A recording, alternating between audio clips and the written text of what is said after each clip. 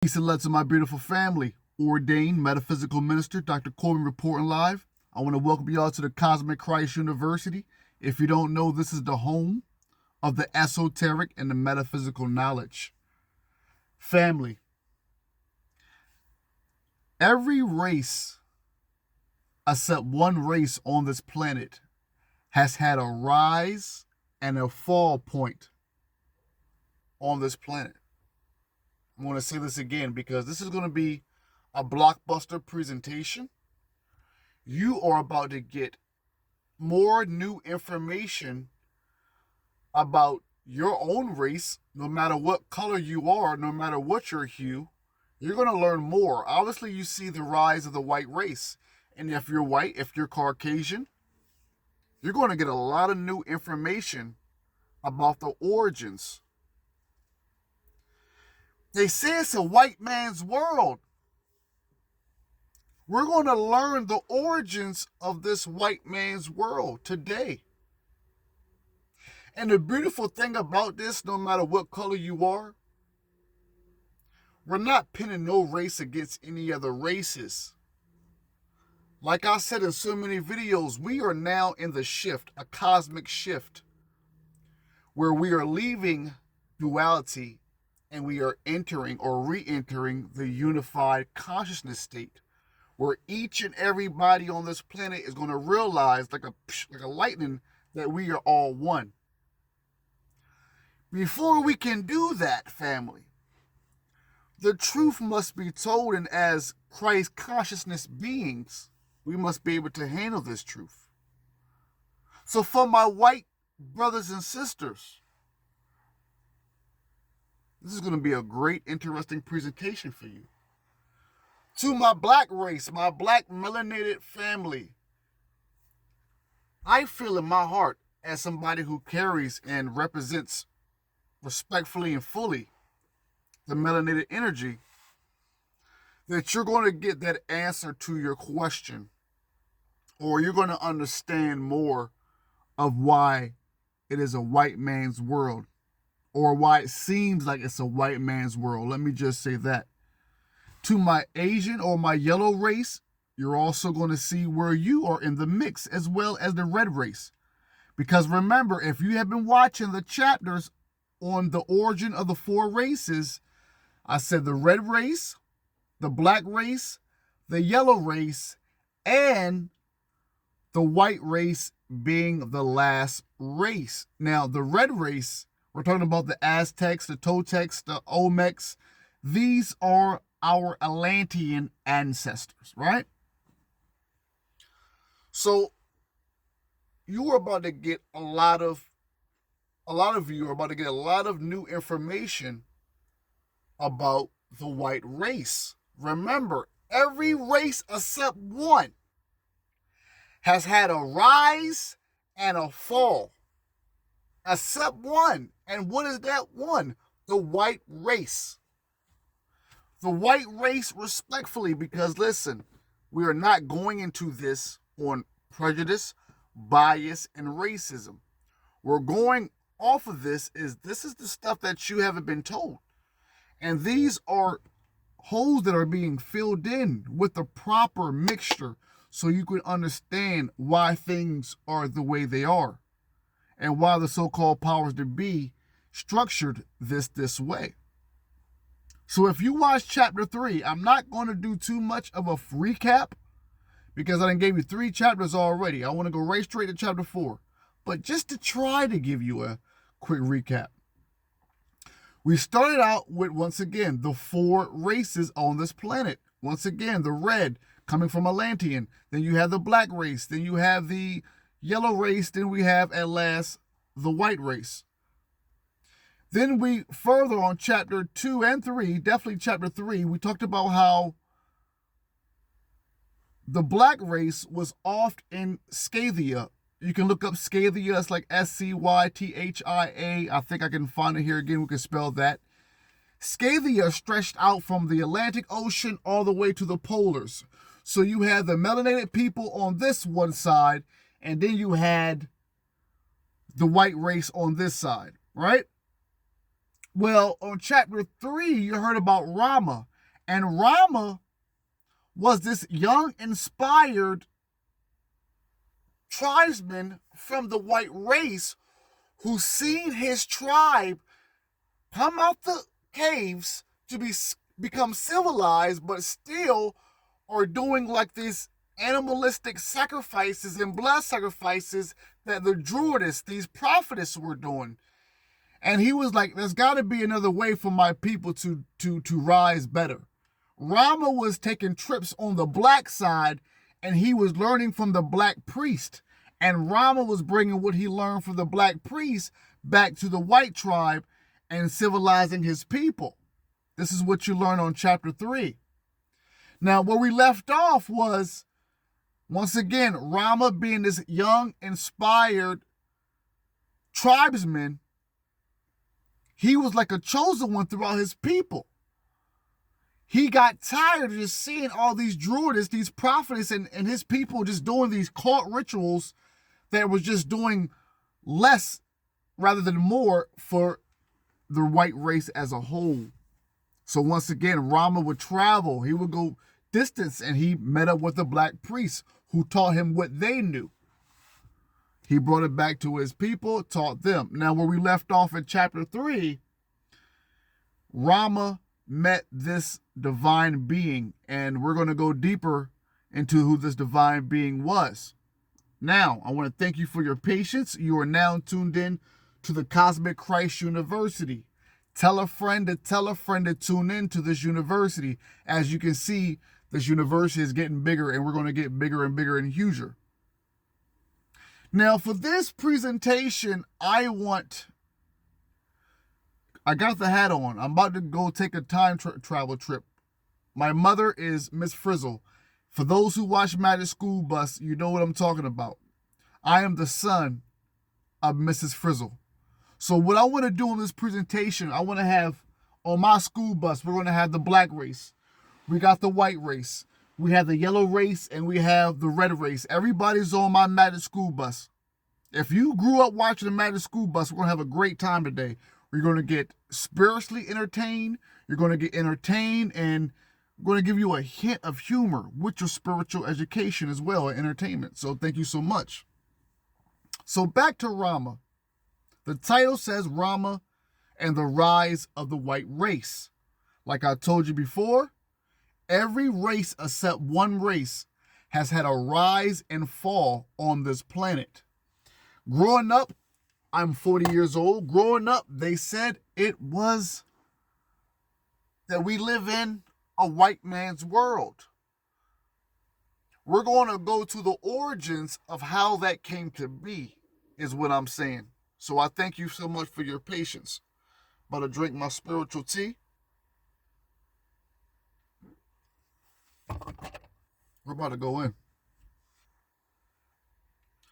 So I'm going to not kind of go right in where I left off, but not too much. Because remember, I left you with Rama being in a slumber. So let's start here. Then Ram awoke and felt greatly comforted. A voice within told him that he had found salvation for the people, and he failed not to prepare the mistletoe according to the direction of the divine friend who bore the golden sickle. He gave a sick man the beverage to drink in some fermented liquor, and he was healed. The wonderful cures effected in this way made Ram famous throughout the whole of Scythia. That's Scythia. Now remember, like I said in chapter 3, Scythia was massive. From the Atlantic Ocean to the polar regions, it stretched. Scythia on the Atlantic side, that's where the black race stayed. Over to the polars, that's where the white race was. So you were hearing that after Rama or Ram had his divine intervention with this being in his slumber, he awoken, and now he has concocted this medicine that is curing the white race. Well, if you're just watching this for the first time, you're like, well, why did the white race need curing? Well, they were having these conquests where they would go to the black side and do some attacking. And when they come back, they will have all these type of disease, pestilence. They will come back with an odor, their breath stink, for going over there and messing with the blacks. If you're listening to this for the first time, you're like, what? Well, you got to tune into chapter 3. This is chapter 4. I'm going right in because we got a lot of great new information for the people. So once again, I'm going to read that again. And if you haven't watched chapter 3, then you might want to watch chapter 3. And if you have watched chapter 3, we're about to keep it right back moving. So thank y'all for your patience. Once again, then Ram awoke and felt greatly comforted. A voice within told him that he had found salvation for the people, the white race.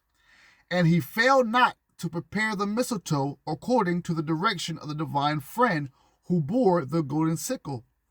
He gave a sick man the beverage to drink and some fermented liquor, and he was healed. The wonderful cures effected in this way made Ram famous throughout the whole Scythia. And once again, that's Scythia. You can actually Google this place. He was summoned everywhere to heal the sick. Ram was summoned everywhere to heal the sick.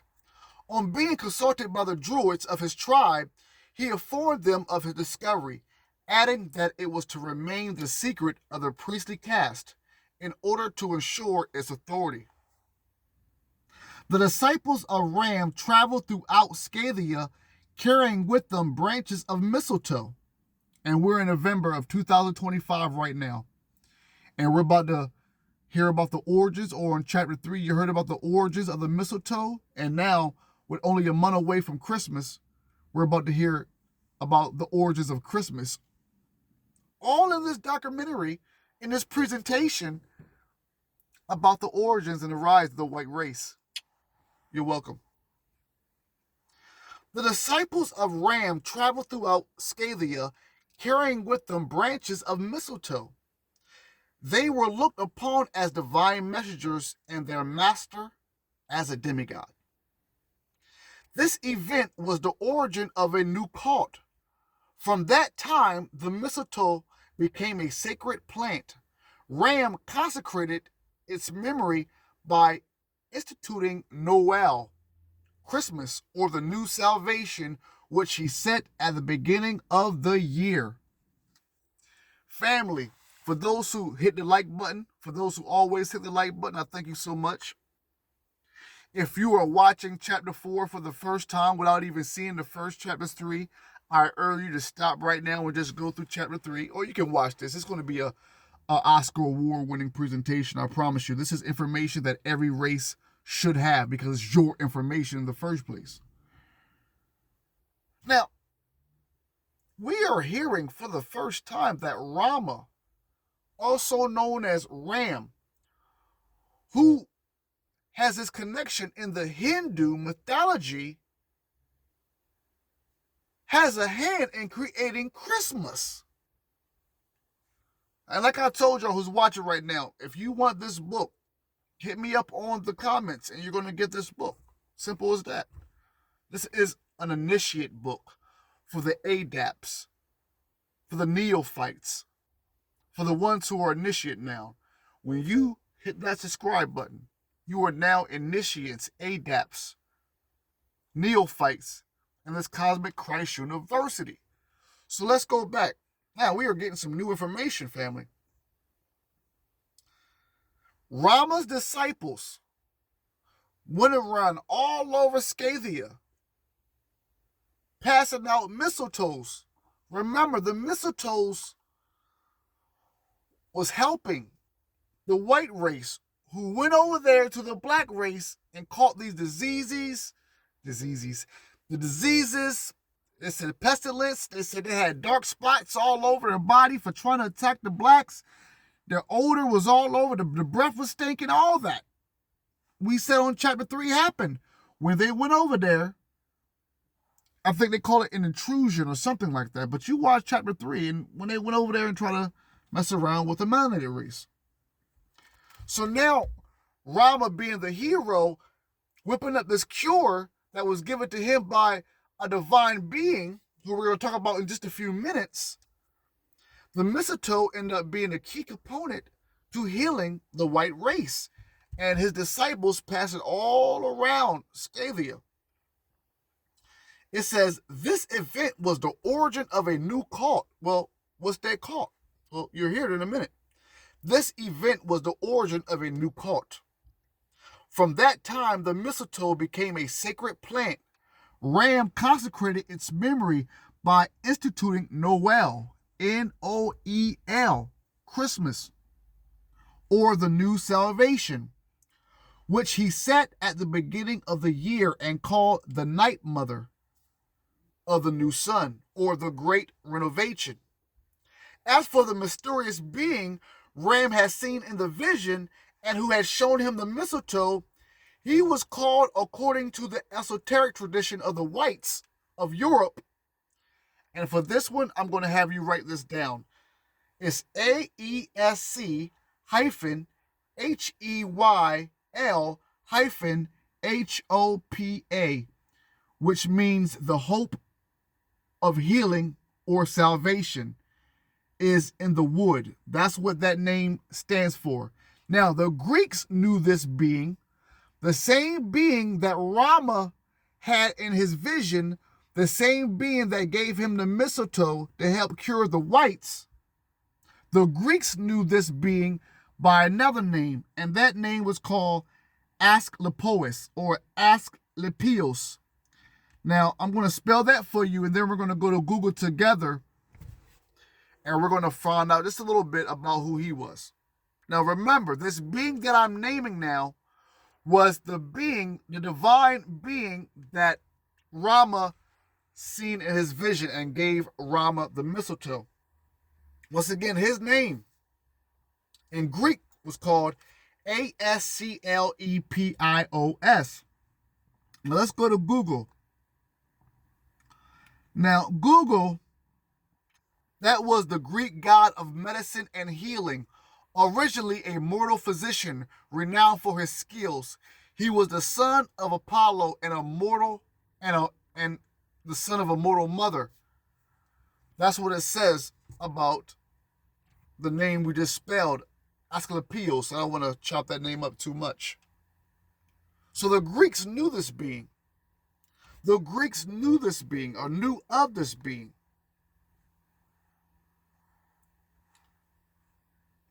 The Greeks called him, once again, Asclepios, and make sure you do your research on him.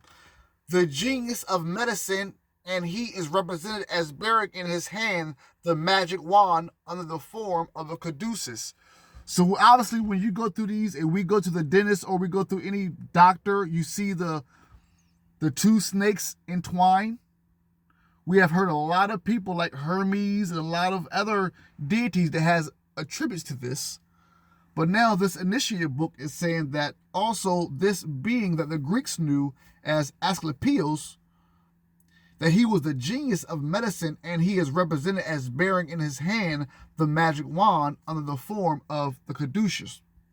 Now, continuing, nevertheless, Ram, the peace-inspired one, has wider aspirations. He wished to heal people of a moral scourge, which was even worse than pestilence. Being appointed chief of the priests of his tribe, he sent forth the order to all the colleges, of Druids. Or, let me read this slowly, because I think it's colleagues. No, it's colleges. Colleges. Yes. We're going to say colleges.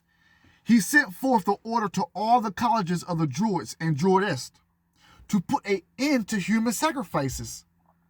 The command went right to the ocean, being joyfully welcomed by some and regarded as an outrageous sacrilegious by others. The Druidists, whose power was threatened, began to utter curses against the bold innovator, to thunder out death sentences on his devoted head. Many of the Druidists, who saw their only means of power in human sacrifices, arrayed themselves on their side.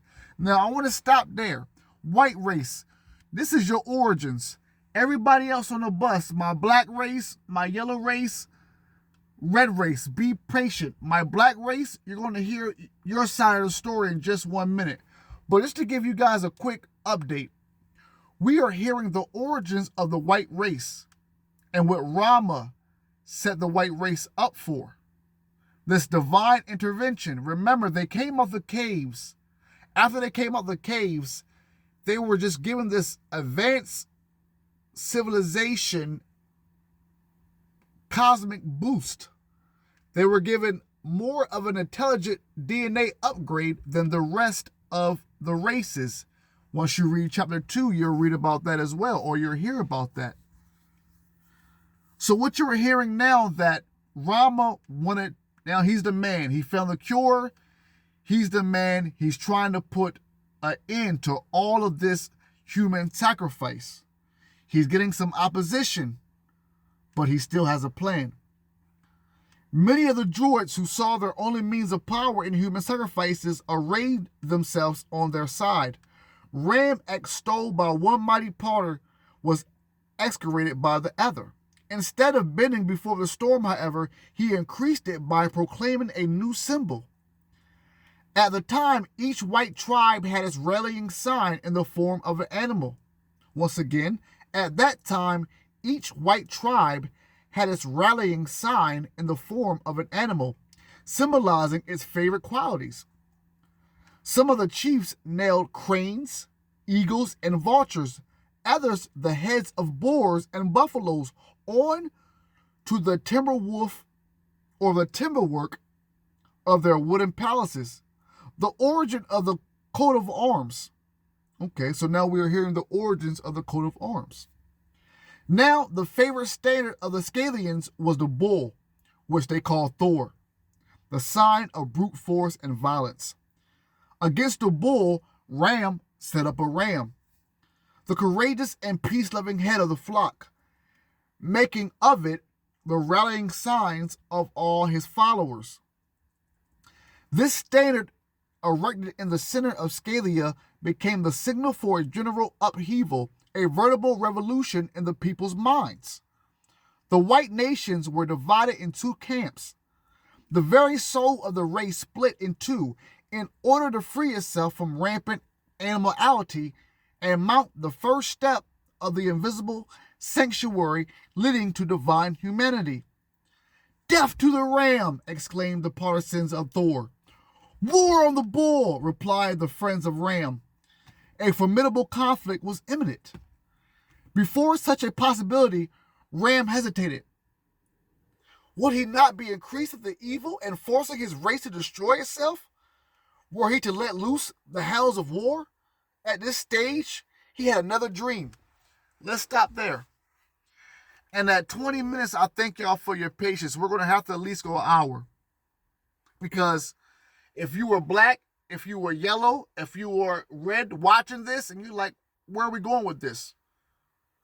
You are now listening to the origins, the rise of the white race from leaving the caves, from coming out of the caves into half salvage, to getting this almost extraterrestrial DNA boost to where their intelligence level is superior than all the other races, as them being the last race that was manifested on this planet.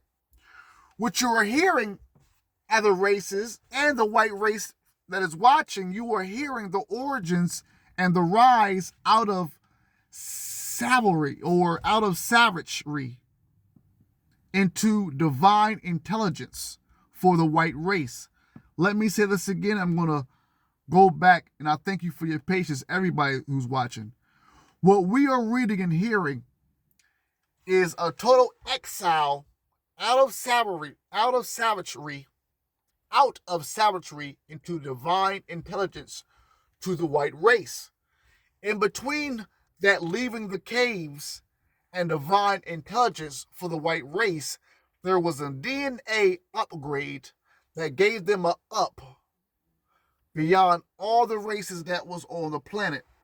So now what we're hearing is Ram is saying, hold on.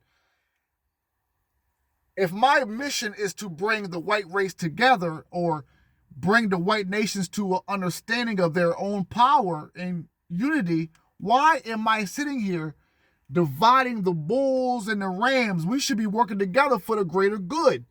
This is where Rama is with the white race at 25 minutes on this presentation. Remember, the black race was on the whole other side of Scalia. They had their own thing going. From time to time, the white race would go over there, attacking whatever situation was, and it's not to say that it was the other thing wasn't going on. We're not saying that. If you watch chapter 1, 2, and 3, what has been said has been said. But when they went over there to attack, they will come back, the whites, with diseases, pestilence, bad odor, black spots on their body. So Rama's like, hold on, man. This division is for what? We need to come together. So after that, he had another dream. Okay, here's the dream. The stormy sky was heavy with black clouds galloping over the mountains and sweeping the wind-tossed tops of the trees in their flight. Standing on a rock was a woman, her hair streaming in disarray down her back, on the point of striking to the ground a proud, strong warrior lying bound before her. Rama says, and I quote, "In the name of the ancestors, stop!" exclaimed Rama. Springing forth. The druidess stood up against her opponent, giving him a piercing glance, sharp as the point of a dagger. The thunder rolled along the heavy clouds, and there, in a flash of lightning, appeared a dazzling form. The forest became pale. The druidess fell, struck to the ground, and the chains of the captive being now broken. He turned his eyes on the shining giant with a gesture of defiance. Ram trembled not, for in the features of the vision he recognized the divine being who had already spoken to him beneath the oak. This time he seemed to him more beautiful, for the whole of his body shone with light. Ram saw that he was in an open, wide, columned temple. On the spot where the sacrificial stone has been, there now rose an altar. Close by stood the warrior whose eyes still shot forth a challenge against death. The woman lay there on the stone floor, apparently dead. The celestial genius, bearing a torch in his right hand and a goblet in his left, smiled benevolently and said, and I quote, "I am well pleased with thee, Rama. Dost thou see this torch? It is the sacred fire of the divine spirit, and this goblet, it is the goblet of life and love. Give this torch to the man and the goblet to the woman." Ram did this as the genius commanded. No sooner was the torch in his hand of the man and the goblet in those of the woman than the fire lit of itself on the altar, and in its light they both shone forth, transfigured as divine bridegroom and bride. At the same time, the temple increased in grandeur and size. Its column ascended to heaven, and its vault became the firmament. Then Ram, carried away by his dream, saw himself transported to the summit of a mountain beneath the starry sky. Stop. I just gotta stop. Everybody watching, stop. Let's stop, please. Because this is sounding too much like Enoch. This is sounding too much like Enoch and the Watchers, what we're hearing right now. And you just heard me, black race, white race, yellow race, red race, everybody who's watching, you just heard me say that in chapter 2, we talked about there being this divine intervention. If this was ancient aliens, we would be assuming that there was an alien ET that came down and taught Rama and gave him these divine gifts and abilities. I told you, for those who haven't seen my presentation called Galactic Racism, I talked about a lot in that presentation, but how a lot of abductees who has on this planet been abducted by ETs, a lot of them were white people. And when the white race would be abducted by ETs, the aliens would show them this paradise where they're in the park playing with kids, and the white ETs would say, the white abductees would say they noticed that there was no other color in there except the white race, this paradise that was being projected for them to see. There was no other color. I talked about that in my Galactic Racism. So when we talk about the Pleiadians and the other type of these white ETs, it's starting to make sense now.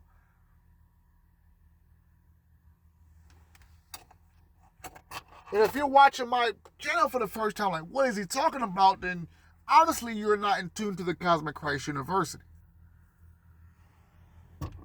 And to my black race, I thank you for your patience. We're about to go in. For my yellow race, I definitely need y'all to stay equipped with me. And stay equipped with me. And to my red race, to my family, I love y'all as well.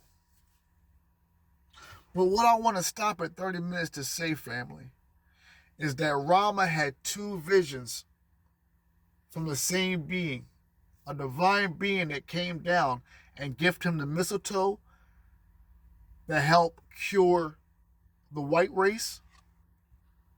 This second vision now, this being came down and struck this woman that was going to attack one of his people. And that was a symbolic transfiguration in itself. But as I'm reading of this, it just gives me Enoch vibes. How Enoch was carried away and he was able to see this and being shown this. And when he comes back down, he's given the whole revelation that changes everything. So I'm about to go back in. I just had to take a break right quick. But remember what I said at the beginning. Every race had a rise and a fall except the white race. You hear people say right now that this has been a white man's world. You know, they say the black and the brown race suffer so much through the hands of the white race, but why? My attempt and what I'm doing now is giving you the white race's origin story and see why them being the last race plays a role in everything that we have seen in this society and what we live in now. They are the baby race. So it's almost like they're getting their lick back from what they had to go through from every other race. Am I justifying this? Hell to the no. But at least this kind of brings some type of clarification at best to every other race, including the white race, to why some of this stuff is being gone on, and racism and bias and prejudice. But we're not even done. This is going to obviously have to be a part 2 on chapter 4. So let's keep on going. Now, thank y'all for your patience. And I'm hearing goblet and wands, and it's giving me Lord of the Rings. It's giving me Harry Potter as well. And hit the like button if you're getting those vibes at 30 minutes too. Let's keep on going. And I thank y'all. I say it all the time that I thank y'all for your patience, but if you know the good minister, I get excited, I get real passionate when I do these videos, so I'm always going to make sure that I'm saying it clear so you can understand the information clear. So for the ones who understand the minister, man, I love y'all more than y'all know, man. So, black race, I thank y'all for y'all patience because we really about to go in on the black race. And you're going to black race, remember, it's a white man's world. Black and black. Think about why are we going through this? What do we do? We didn't really do much. It's just you're dealing with a baby race who's seen every other race had their time and their shine, and now they're doing whatever they're doing to try to keep up because they know their fall is coming because every race had their fall. And now eventually the white race is going to have their fall. It's nothing hatred at all. It's just a process. This is a process into an upward. We're all shifting into the cosmos right now, guys. So let's keep on going. I thank you for your patience. Once again, no sooner was the torch in the hands of the man and the goblet in those of the woman than the fire lit of itself on the altar, and in its light they both shone forth, transfigured as the divine bridegroom and bride. Now at the same time the temple increased in grandeur and size. Its column ascended the heavens, and its vault became the firmament. Then Ram, carried away by his dream, saw himself transported to the summit of a mountain beneath the starry sky, Standing by his side, his genius explained the meaning of the constellations and enabled him to read the destiny of mankind in the flaming signs of the zodiac. Read the destiny of mankind, not just the white race, not just black race, the yellow race, and the red race. It just said that the being who, if we talking right, is an ET, an extraterrestrial being. And we was watching Ancient Aliens, that's what they would have said. Right? This being who is standing beside him. This is giving me Christ's story. This is giving me Enoch. This is giving me Moses. This is giving me all the prophets vibes. Enabled him to read the destiny of mankind. Are you listening at 30-some minutes? In the flaming signs of the zodiac. Let's keep on going. And I quote, "Marvelous spirit, who art thou?" said Rama to his genius. The genius replied, "I am called Deva Nashua." Deva or Diva. This is a word that you hear in Hindu, in India a lot. DEVANAHUSHA, which means divine intelligence. Thou shalt shed the beam of my light over the earth, and I will always come at thy call. Now go thy way. And the genius raised his hand and pointed into the direction of the east.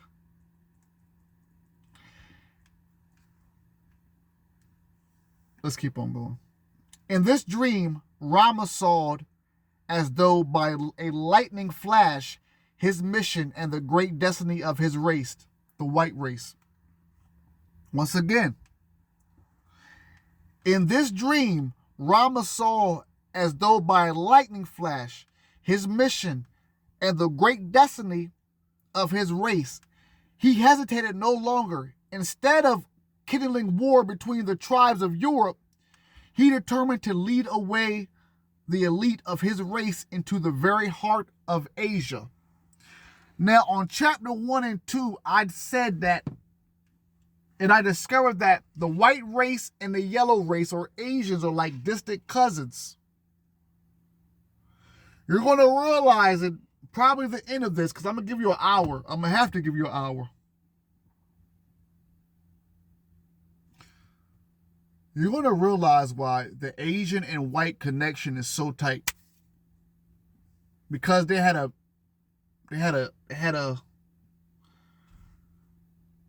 both had the same mission. And I want everybody watching to obviously listen to this. This is not about racism as we know it. Black race, you're going to hear this and you're going to be like, damn, this is messed up. And it is. Black race going on 40 minutes. If you're watching, you're going to hear this and you're going to be like, yo, damn, this is kind of messed up. But, I don't even know if it's a but in there. Evolution happens for a reason. So I'm going to keep on reading and drink my spiritual tea.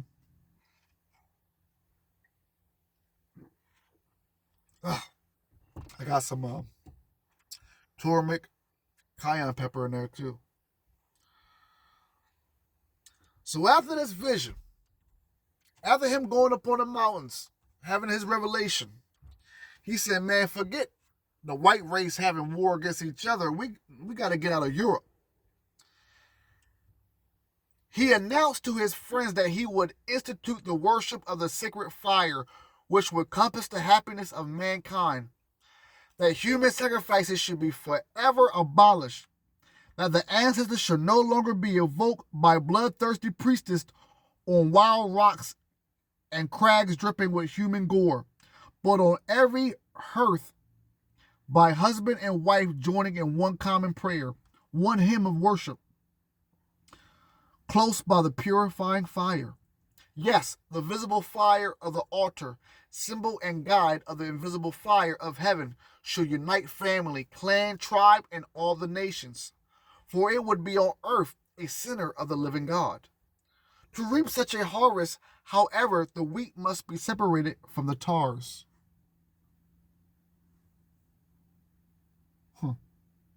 Listen, guys, I hope you're listening. To reap such a harvest, however, the wheat must be separated from the tares, Tares.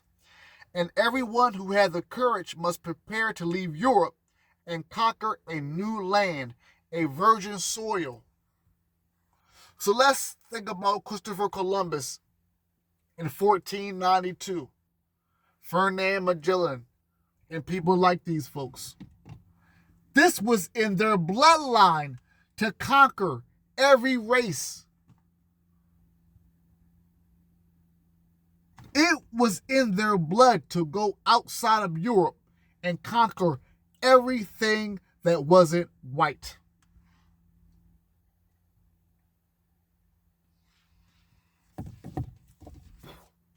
And it was divine intervention from beyond the cosmos. That is the crazy part. Let's keep on reading. This proposition was exclusively received by a nation which was young and eager. Remember, the white race is the youngest race. It was with enthusiasm. It was received by a nation who was young and eager for adventure. Fires kept lit for several months on the mountains were the signal for the immigration of all who wished to follow the Ram. The formidable immigration directed by the great shepherd of the people was gradually set in motion and made its way toward the center of Asia.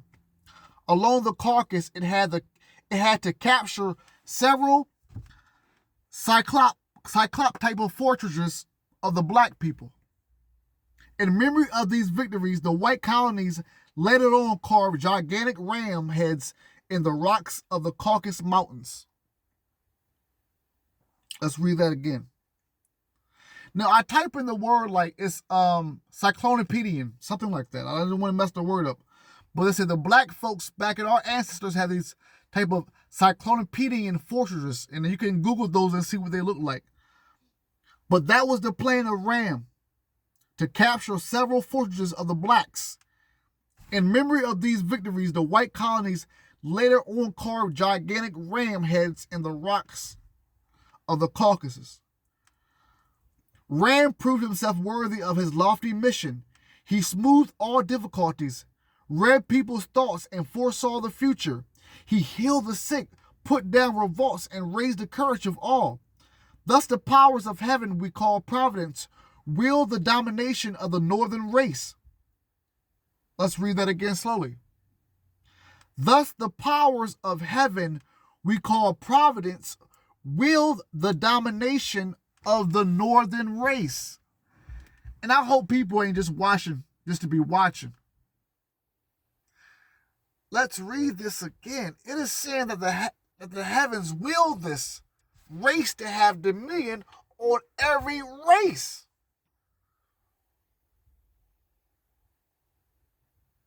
Black folks, I thank you for every race on this bus, I thank you for your patience. Because by the time I end, and if you notice, by the time I end each presentation, it just leaves you on a cliffhanger to get you ready for the next part. And chapter 4 will be no different. But let's read this again. Rama smoothed all the difficulties. So if he smoothed all the difficulties, he must have smoothed the beef between the black side on the Atlantic side of Scalia and the white side on the people. He must have smoothed that out. He smoothed all difficulties. He read people's thoughts and foresaw the future. He healed the sick, put down revolts, and raised the courage of all. So he was getting love from the black side and the white side, obviously. Thus, the powers of heaven we call providence willed the domination of the northern race throughout the world, and by means of genius of Ram cast beams of light upon its path. This is what I'm hearing, and if you're hearing the same thing, hit the like button. Because of the divine energy power that was given to Ram by this ET alien, I'm going to call it for what it is, by this divine being from somewhere in the solar systems, he was able to do so much, not just for the white race, but to end revolts and beef on the black side as well, that it was just like, yo, this new white race, this new baby race is doing more for the human nation or doing more for the human planet at this time than the predecessors are. This is what I'm getting out of it. We are all welcome to leave comments. We are all masters and we have students on here. And at the end of the day, we are all students because there's always something to learn. But this is what I'm getting out of it. This is exactly what I'm getting out of it. I'm going to read it again. At this time, Rama was the man known all over Scalia. The black side had to be talking about him too. Hey, y'all hear about what Rama doing on the other side? Yeah, I heard, man. White boy do. Hey, white boy, I know. He smoothed all difficulties. Rama read people's thoughts and he foresaw the future. He healed the sick, put down revolts, and raised the courage of all. Thus the powers of heaven we call providence willed the domination of the northern race throughout the world. And by means of the genius of Ram cast beams of light upon its path. This race had already had its inspired ones to rescue it from a state of savagery. Let's read that again. The white race had already had its inspired ones, the ones who inspired them, to rescue it from a state of savagery. So they already had the heroes that brought them out of the caves. But Ram, the first to conceive of social law as an expression of divine law, was a direct initiate and one of the first rank. So did he take it to the next level? Did he go past what Moses did? Because if you go back, it said Moses was the one that got the white people out the caves in a lot of the stories. Well, let's keep on going. Rama made friends with the Turanians. By a raise of hands, have you guys ever heard of the Turanians? Turanians. By a raise of hands, anybody out there, have heard of the Turanians? Turanians. Now, I have Googled the Turanians, and what I found were they to be are, it says Turanians refer to a historical and legendary group of people originating from a region in Central Asia called Turan. Described in ancient Persia texts like the Avesta and the Shamana, initially Turanians were described as an Iranic people who lived as rivals to the ancient Iranians. Over time, the term became more broadly and incorrectly associated with various Turkic, Mongolian, and other Central Asian people due to invasions and cultural contact. That's what Google says. Now, let's go back. It says Rama made friends with the Turanians, old Scythian tribes, with a mixture of yellow blood. Now, to my yellow races, my Asians, this is where you come into the mix. So now we have the white race mixing with the Turks, the original Turks, which is a whole other white race. And now they're saying with the mixture, so with some love making going on, now they got the yellow race. Now it's the white race and yellow race. Let's read this again. The black race, we didn't forget about you in this presentation. Rama made friends with the Turanians, old Scythian tribes with a mixture of yellow blood, who conquered Upper Asia and carried them off to the conquest of Persia, out of which he completely drove the blacks. For he wished a people of pure white race to inhabit the center of Asia. I told you when I stop at a presentation, it's going to be a blockbuster. So, I'm going to read that again slowly. Because remember, the white race was a young race. All the other races have been here long before them. They were in the caves around Europe. They got out the caves. There was some divine intervention with this baby race that gave them this superior divine intelligence. Rama, who was the leader of the white race, in so many words, was given these powers and gifts that gave him respect, not just to the whites, but to the blacks, so much that he had an ups on them. It's said now that he linked with the Turanians, who were an old Scythian tribe, and with a mixture of the yellow blood who occupied Upper Asia and carried them all to the conquest of Persia, out of which he completely drove the blacks. He drove the blacks out of there. Why? For he wished a people of pure white race to inhabit the center of Asia. Now, there always have been talks about black people being the first ones in Asia. When you look at certain Buddhist statues, you're seeing the locks, the twist. So now we are having more proof that they were in Asia first, centered in Asia first. But now you have this new baby race who is all about conquering based off this divine vision they were given by their leader Rama. And now they got a squad now.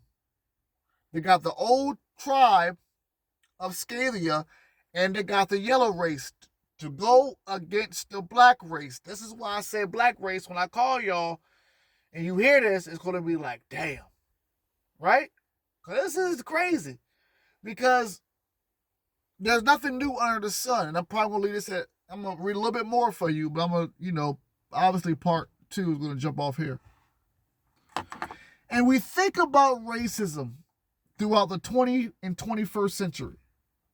We think about the white race and we think about the black race and the division between those two races. Then we've seen how the blacks and the yellow race connection has always been shifty, wishy-washy, if we will. After Pearl Harbor, there was a lot of more respect put by America onto the Asian family. But we are hearing more information about the yellow and white connection and their same goal to drive the black people out of Asia. This is old. This is old here, family.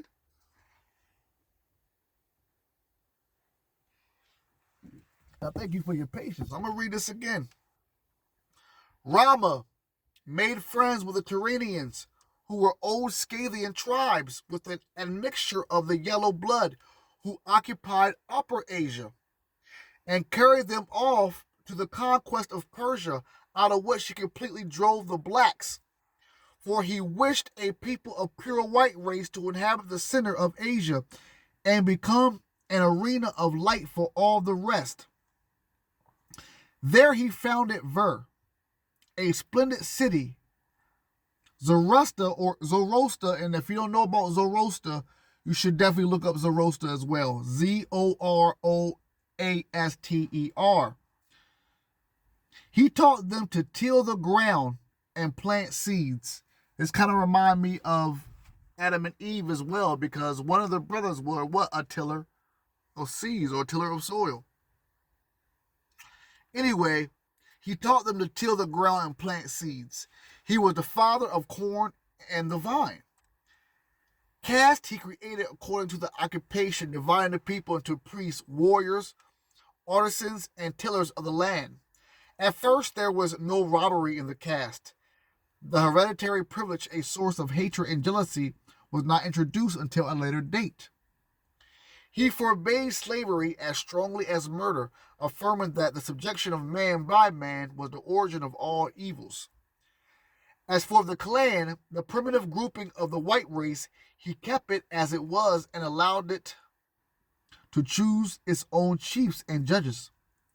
Ram's great work, the civilizing instrument par excellence, which he created, was the new role he gave to women. Hitherto, man had made known woman only in a double aspect. Hitherto, once again, man had known woman only in a double aspect, either as the wretched slave of his hut, whom he brutally ill-treated and kept in subjection, or as the disturbing priestess of the oak and the rock whose favors he sought. In spite of himself, she dominated him, for she was a fascinating and terrible magician whose oracles he dreaded, before whom his superstition's soul trembled with terror. The human sacrifice was the woman's revenge on man when she plunged her knife into the heart of her fierce tyrant. By proscribing this frightful cult and raising woman in man's eyes with reference to her divine function as mother and wife, Ram made her the priestess of the hearth, guardian of the sacred fire, evoking with her husband as his equal the soul of the ancestors. Like all great legislators, then Ram developed the superior instincts of his race by organizing them. To adorn and embellish life, he appointed 4 great festivals during the course of the year.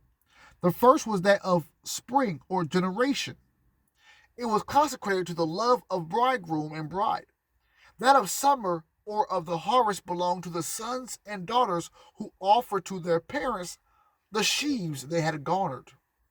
The autumn festival was in honor of the fathers and mothers who then gave fruit to their children, in token of rejoicing. The most sacred, you guessed it, and mysterious of all was that of Yule tide, or the great seed sowing. This Ram consecrated to the newborn children, to the offspring of love conceived in springtime, and to the souls of the dead, the ancestors. A union of the visible with the invisible.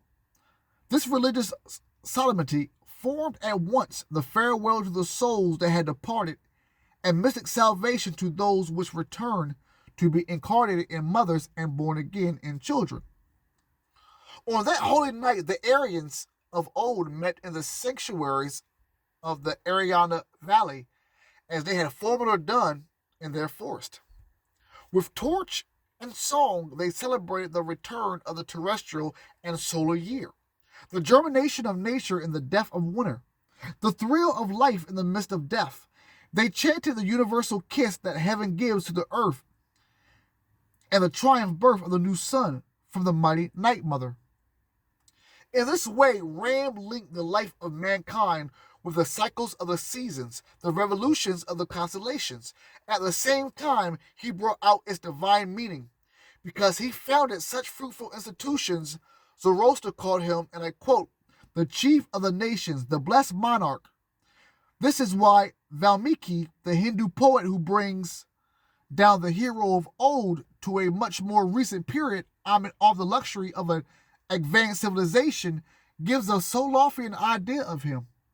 And I quote, Rama, with his lotus blue eyes, said Valmiki, was the Lord of the world, the master of his soul, and the love of men, the father and mother of his subjects. He bound all beings with a chain of love. Established in Persia at the foot of the Himalayas, the white race was not yet mistress of the world. And we're going to end it here.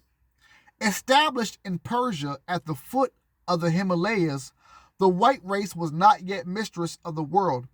Its vanguard had still to penetrate into the India, the principal center of the blacks, former conquerors of the red and yellow races. Black folks, we're going to end here. Established in Persia at the foot of the Himalayas, the white race was not yet mistress of the world. Its vanguard had still to penetrate into India, which was the principal center of the blacks, who were the former conquerors of the red and yellow races. Mm, mm, mm, mm. Excuse me. Wow.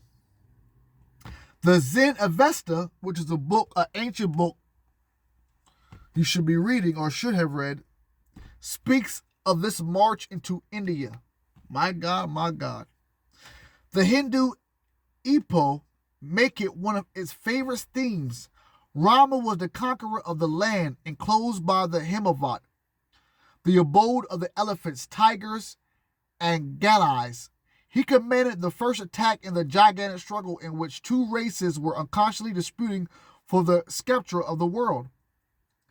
The poetic tradition of India, going beyond the occult traditions of the temples, makes of a struggle between the black and the white magic, and the war against the people and kings of the country of Djambois. Ram, as he was then called, or Rama, as the Orientals called him, employ methods apparently miraculous because they are beyond the ordinary powers of humanity. Methods which great initiates owe to the knowledge and manipulation of the hidden forces of nature. Tradition at one time represents him as causing a spring of water to gush forth in the desert, at another finding unexpected qualities in a kind of manna of which he taught his followers the use. Then again causing an epidemic to cease by means of a plant called hum, the ominos of which Greeks, the preserver of the Egyptians, from which he extracted a health-giving juice. This plant became sacred in the eyes of his followers and replaced the mistletoe of the oak which had been retained by the Celts of Europe. Rama made use of all kinds of magic spells against his enemies. The priests of the blacks no longer reigned except by the most unworthy of cults. In their temples, they were in the habit of feeding and tending to enormous serpents and pterodactyls. Okay, black people.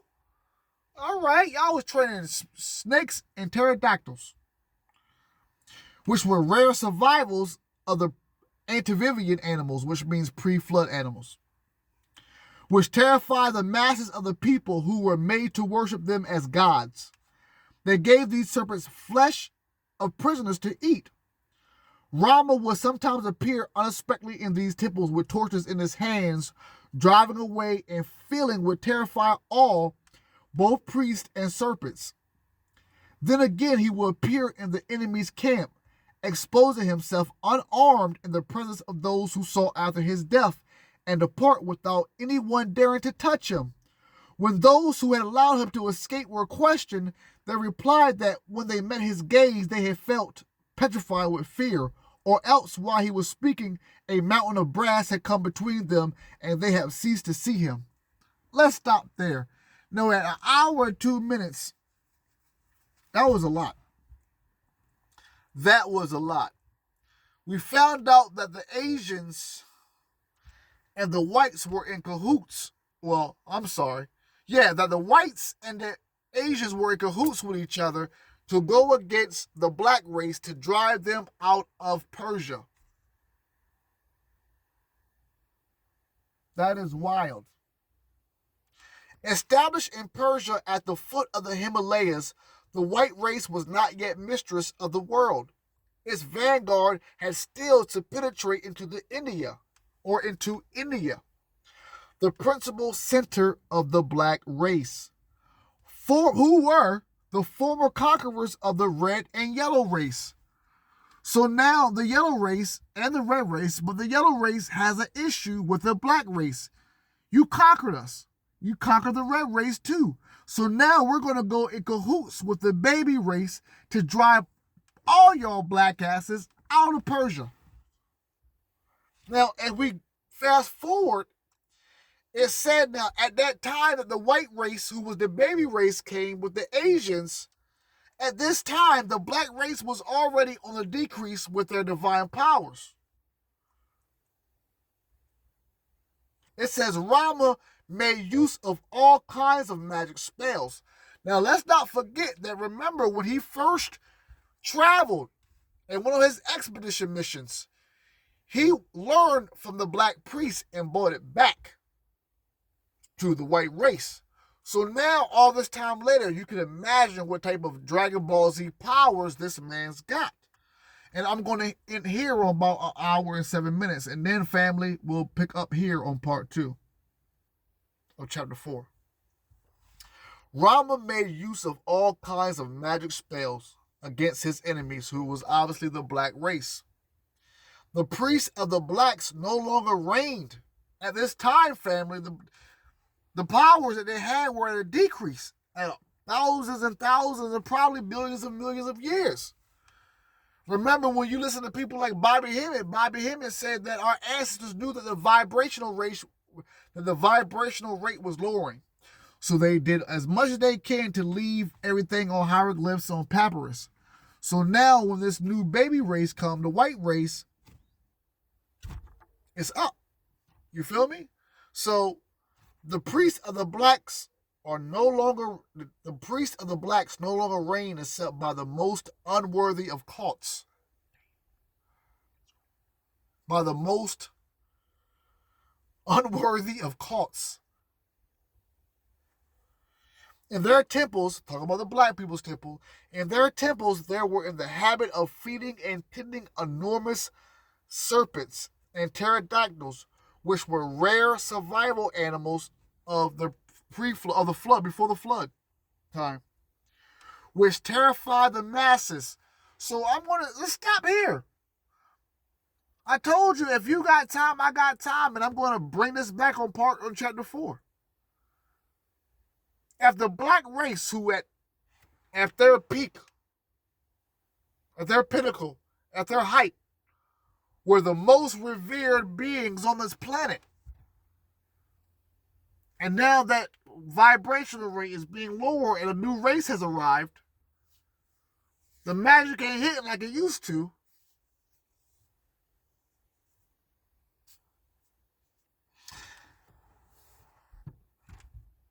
You're working what you got, black race, at this time now, by ancient animals, and and you're scaring all the other races. Like, man, we gotta do something about these black people here, man. Like, we gotta.